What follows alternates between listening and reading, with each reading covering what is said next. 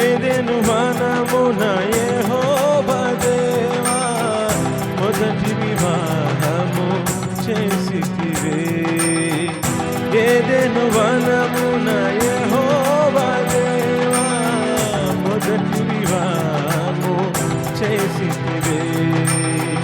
ఈ శుభదినమున నవదంపతులను, ఈ శుభదినమున నవదంపతులను నీ దీవెనలతో నింపుమయా, నీ దీవెనలతో నింపుమయా.